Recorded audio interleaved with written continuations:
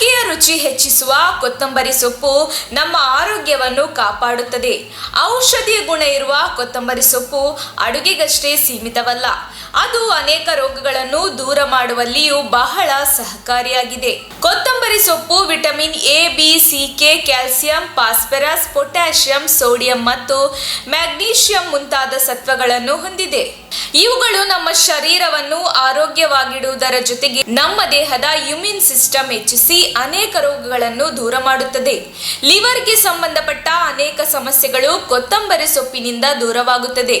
ಕೊತ್ತಂಬರಿ ಸೊಪ್ಪಿನಲ್ಲಿ ಹೆಚ್ಚಿನ ಪ್ರಮಾಣದ ಆಲ್ಕಲೈಡ್ಗಳು ಮತ್ತು ಫ್ಲೇವನಾಯ್ಡ್ಗಳು ಇವೆ. ಇವು ಪಿತ್ತ ಮತ್ತು ಕಾಮಲೆಯಂತಹ ಪಿತ್ತಜನಕಾಂಗದ ಕಾಯಿಲೆಗಳನ್ನು ಗುಣಪಡಿಸುತ್ತದೆ. ಕೊತ್ತಂಬರಿ ಸೊಪ್ಪಿನ ಸೇವನೆಯಿಂದ ಜೀರ್ಣಕ್ರಿಯೆ ಮತ್ತು ಕರುಳಿನ ಸಮಸ್ಯೆಗಳು ದೂರವಾಗುತ್ತದೆ.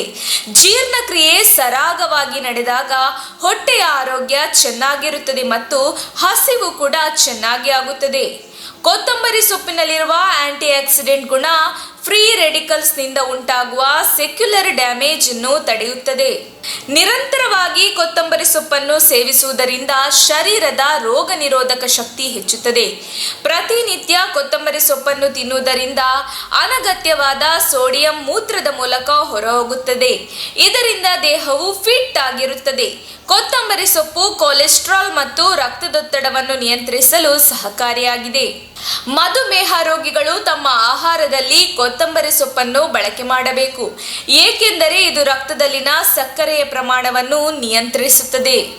ನಮ್ಮ ತುಮಕೂರು ಮಾಧ್ಯಮದ ವಿಶೇಷ ಸುದ್ದಿಗಳನ್ನು ನಿರಂತರವಾಗಿ ಪಡೆದುಕೊಳ್ಳಲು ಚಾನೆಲ್ ಅನ್ನು ಸಬ್ಸ್ಕ್ರೈಬ್ ಮಾಡಿ.